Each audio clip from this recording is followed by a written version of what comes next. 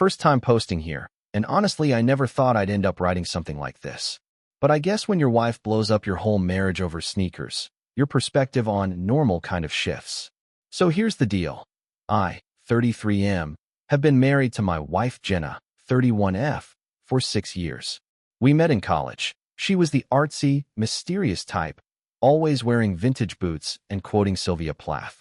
I was the practical guy, clean sneakers, organized notes, budgeting apps on my phone. We balanced each other. Or at least, I thought we did. The first time I noticed something off was about 6 months ago. I just bought a pair of Adidas Ultra Boosts. Nothing fancy, just something for jogging. She wrinkled her nose and said, "Ew, Adidas? I thought you were a Puma guy." Which was weird. I've never owned Puma anything. I laughed it off and said, "Nope, always been Adidas." She stared at me like I'd just confessed to murder. Then she dropped it. Or so I thought. That was the first shoelace in a long string of knots I didn't see coming. A week later, I caught her whispering on the phone in the kitchen. When she saw me, she jumped like I'd startled her and hung up. Said it was her sister. But her sister was with us 2 days earlier, saying she was in Italy. So yeah, sketchy. I started noticing more odd things. She claimed she was going to yoga 3 times a week, but her mat was always clean, and she'd come home in full makeup. She said she stopped eating carbs, but somehow we were missing half a loaf of sourdough every 2 days. Lying about bread. That's how deep we were. But I didn't push, not yet.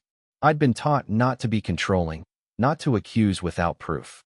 But something didn't smell right, and it wasn't the carbs. Anyway, the whole Adidas versus Puma thing kept coming up. Once, she actually got angry that I wore my Adidas to dinner with her friends. Said I was being disrespectful. I laughed, thinking it was a weird joke. But she was dead serious. And that's when I started asking questions. What started as a small comment about sneakers turned into something I never expected. Something that ripped open a box of lies I didn't even know existed. So, I did what any mildly suspicious husband would do. I got curious. Not paranoid, not controlling, just observant. One night after dinner, I was scrolling through Instagram while Jenna was in the shower. That's when I saw it.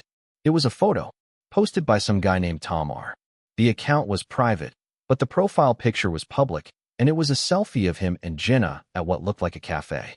She was laughing, wearing a Puma hoodie I'd never seen before. The caption said, "My ride or die. Hashtag PumaFam hashtag Salmatinergy." Posted 3 weeks ago. I swear, my heart dropped into my stomach like an elevator with cut cables. Now here's the thing. Jenna doesn't have brothers, and I sure as hell don't know a Tom R. I didn't say anything that night. I wanted to get more info before confronting her. I screenshotted it. My hands were shaking. The next morning, I casually asked, "Hey, have you ever owned a Puma hoodie?" She looked me dead in the eye and said, "No. I told you, I hate how they fit." Lie. It hit me so hard because it was so unnecessary. She could have said it was from college, or borrowed, or anything. But no, she flat out lied. That's when I started digging. I checked her yoga schedule. She wasn't signed up for any classes, not even a fake email on the gym system.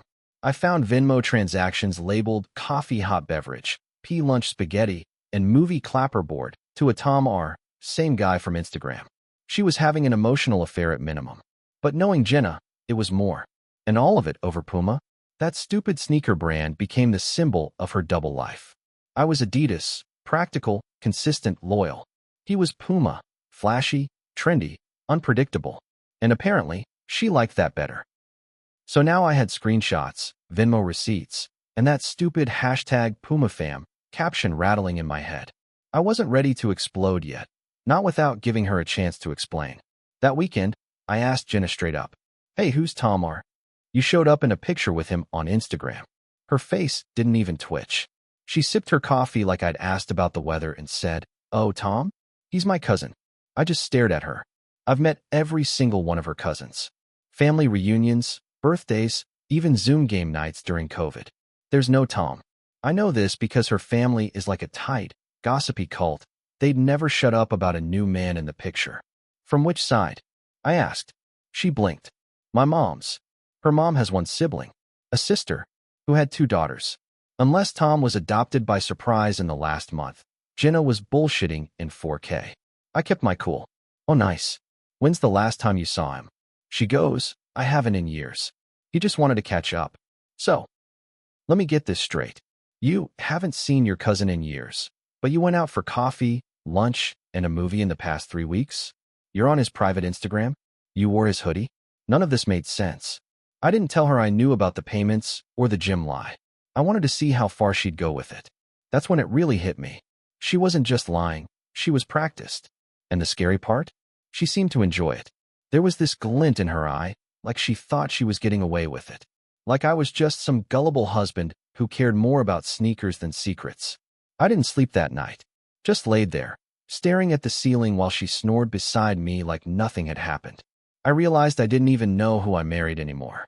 After that sleepless night, something in me shifted. You know that moment where you stop feeling betrayed and start feeling strategic? Like your emotions shut off just long enough for you to go into recon mode? That was me. So I started small. Jenna had this habit of hoarding old shoeboxes in our closet. Most were empty or filled with receipts and junk, but something told me to check the Puma one, the one I didn't even remember her buying. Bingo. Inside, a cheap-looking burner phone, a used movie ticket stub, and a printed Polaroid of her and Tom.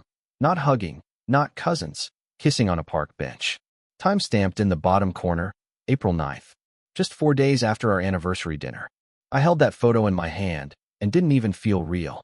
Like my life had suddenly become one of those budget crime shows where the cheating spouse slips up and the whole thing unravels. And the phone? It wasn't locked. I don't know if she got cocky or careless, but either way, it was open season. Texts, calls, voice notes. She had a whole separate life on this burner.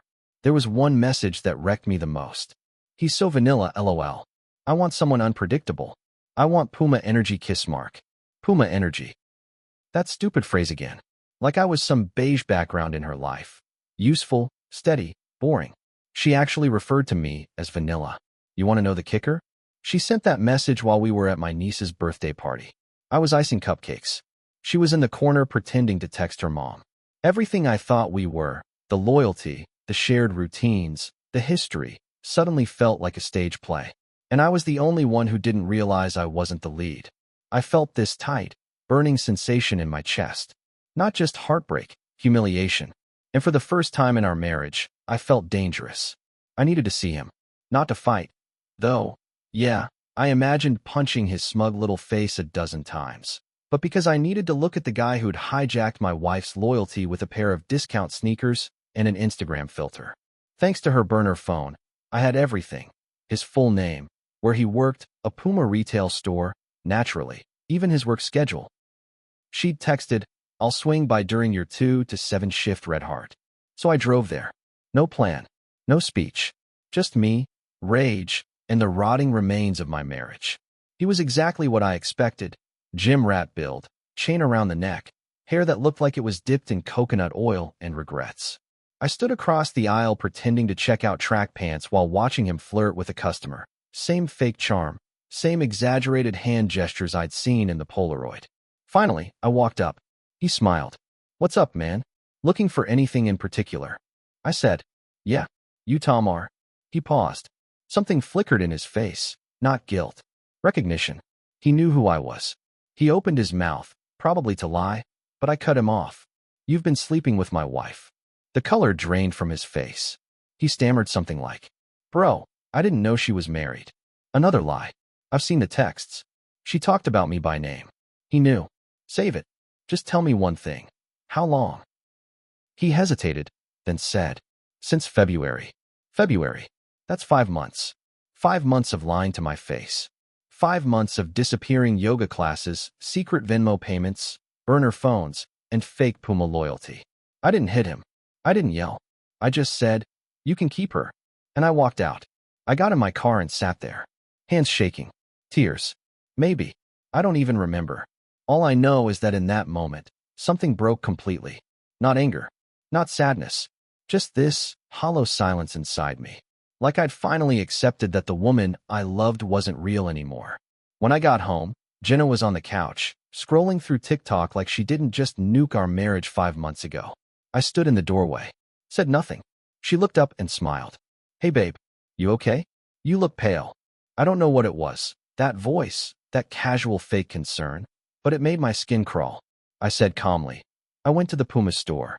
Her smile faltered, just for a second. Barely noticeable if you didn't know what to look for. But I knew. What? She said, playing innocent. Why? Met Tom. Had a great chat. You know your cousin? He says hi. She went quiet. Then, like flipping a switch, she jumped to phase one of the Gaslight Olympics. I can't believe you're spying on me. That's such a violation. Do you not trust me or something? Girl. What? I laughed. I actually laughed. It came out sharp and bitter. You cheated. Lied. Had a burner phone. And I'm the bad guy. She stood up. Okay, first of all, I didn't cheat. Tom and I were just talking. It was emotional support. I was feeling neglected and lonely. That's on you. Oh, so now it's my fault. Neglected? I asked. You mean when I was planning our anniversary weekend alone? Or when I worked extra hours so you could do your yoga classes? She folded her arms. You're not perfect either. You don't excite me anymore. Everything is just routine. That was her justification. Not abuse. Not betrayal. Just boredom. You know what hurts worse than someone cheating? Realizing they didn't even feel guilty about it. That, to them, you were already disposable. She didn't cry. She didn't beg. She didn't say sorry. She just stood there. Like this was some mutual breakup, and we both played a part. Nah. This wasn't a slow fade or growing apart. This was betrayal with sneakers and emoji hearts. I didn't scream. I didn't throw anything. I didn't beg her to stay or ask her to explain her Puma energy. I just walked to the bedroom, shut the door, and stared at the wall. It was over. Emotionally, it had been over since the moment I saw her kiss that man in the Polaroid.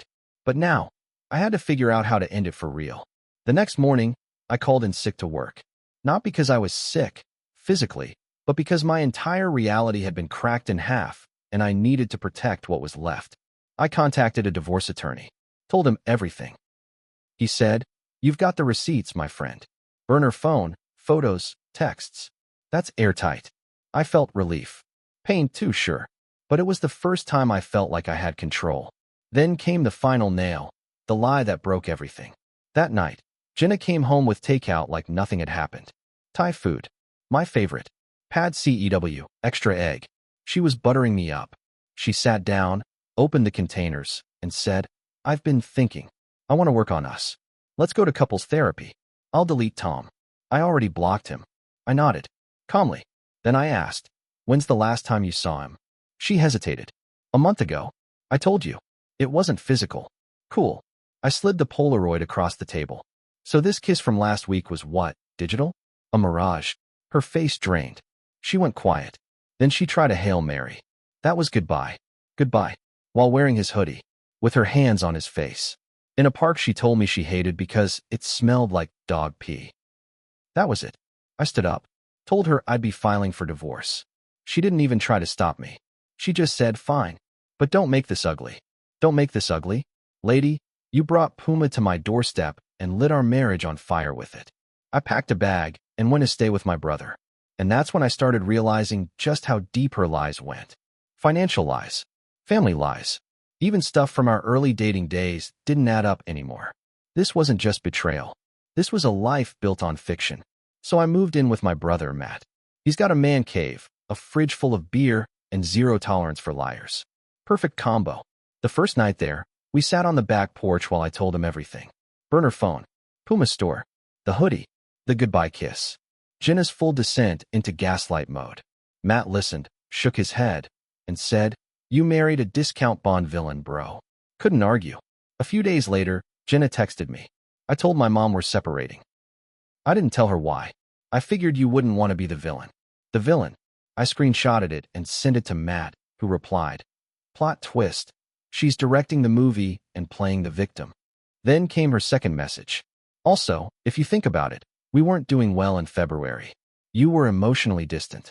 Tom came in during a break. Technically, that doesn't count. We were on a break. Except we weren't. We had dinner together the night before Valentine's Day. I bought her flowers.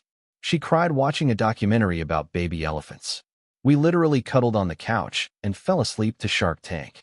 That's not a break. That's Netflix and stability." She was rewriting the timeline to suit her narrative. Erasing our actual marriage and replacing it with whatever version would make her look less like a backstabbing liar and more like a woman who fell into love accidentally.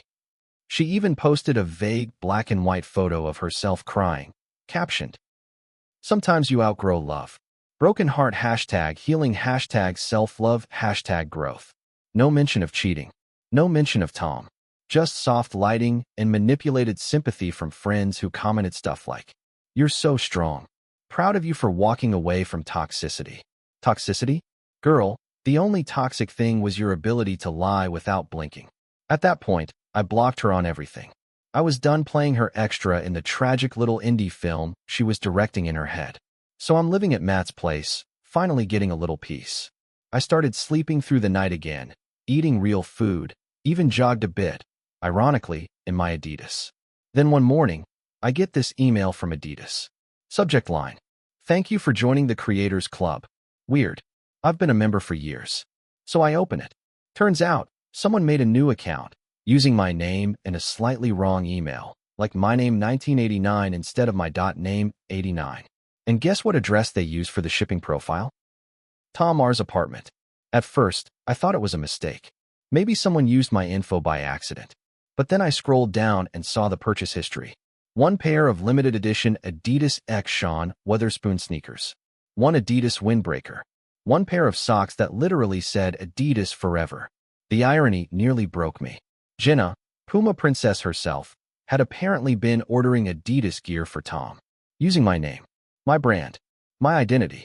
I laughed so hard I actually choked on my coffee. It was like she wanted to turn him into me, or maybe keep parts of me without keeping me. She couldn't fully let go of what I brought to the table, so she Frankensteined her new guy into some Adidas-wearing hybrid, while still pretending I was vanilla. This woman had lied about sneakers, meals, family, emotions, and now she was using my name to clothe her side piece in the same brand she mocked me for wearing. I called Matt into the room and showed him. He blinked twice and said, "This isn't cheating.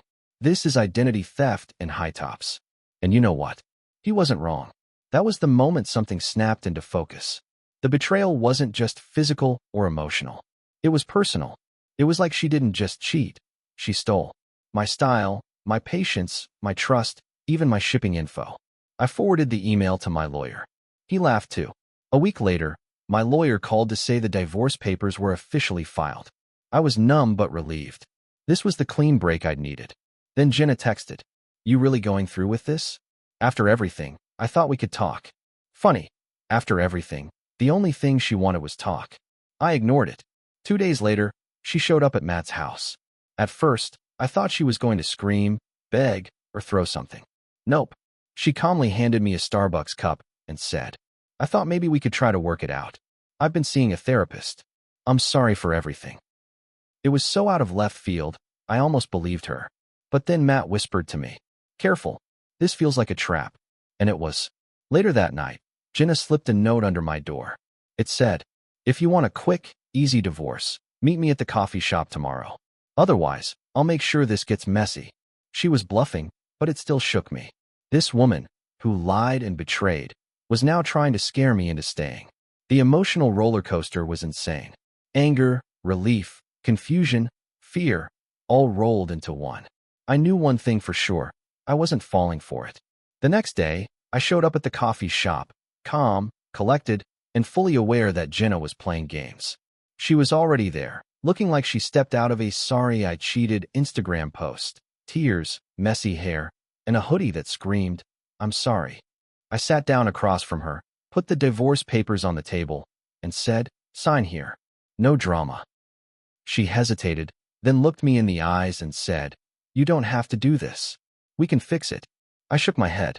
"No. You broke what we had, and you lied about it. Twice. Or 20 times, actually." She started to cry, but not the kind of remorse that makes you want to forgive someone. It was more like a tantrum disguised as pain. Then she dropped the bomb I wasn't expecting. "You're just like my dad, cold and unforgiving." That hit me hard. My jaw clenched. I wanted to say a million things, but I didn't. Instead, I slid the pen toward her. "Sign it, Jenna, or we drag this out, and everyone finds out what kind of person you really are." Her face twisted with rage. Then finally, she signed. No big speeches. No "I love yous." Just cold, hard acceptance. And honestly, it was the closure I needed. Okay, so here's the thing. This whole mess wasn't really about Adidas versus Puma. It wasn't even really about sneakers or brands. It was about trust, respect, honesty. Jenna wore Puma, but she was secretly buying Adidas for her side dude. And for me, that was the ultimate betrayal. Not because of the shoes, but because of the lies wrapped around them. From this, I learned a few things I want to share for anyone dealing with betrayal. Trust your instincts. If something feels off, it probably is. Don't ignore those gut feelings. Don't rush forgiveness. It's okay to protect yourself first. Keep your friends close. My brother saved me from spiraling. It's okay to grieve the relationship, even if it was toxic. Loss still hurts, no matter what. Find your own path forward. Sometimes the breakup isn't the end, it's a new beginning. It's been a few months since everything ended, and honestly, I feel like a different person. No more lies, no more pretending. Just me, my Adidas sneakers, and a clearer head. I've started dating again, cautiously, but this time I'm setting boundaries. No more blind trust. No more ignoring the little things. I'm focusing on myself, things I put on hold during the marriage.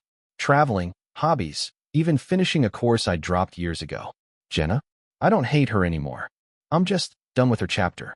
Sometimes I catch myself thinking about what could have been, but then I lace up my sneakers and remind myself that the path ahead is mine to choose. If I could talk to the guy who was blindsided by his wife's lies, I'd say, "You're stronger than you think. It's okay to feel broken, but don't stay broken." I'd remind him that sometimes the people we love show us who they really are in the worst ways, but that doesn't have to define us. I'd tell him to trust his instincts, to surround himself with people who truly have his back, and to never settle for being anyone's second choice or backup plan.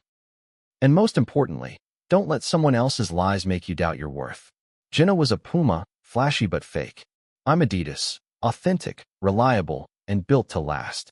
If you're reading this and going through something similar, hang in there. You deserve honesty, respect, and love that doesn't come with a side of betrayal. Keep your head up, lace up your favorite shoes, and keep moving forward. Thanks for following along. If anyone wants to talk or needs advice, I'm here.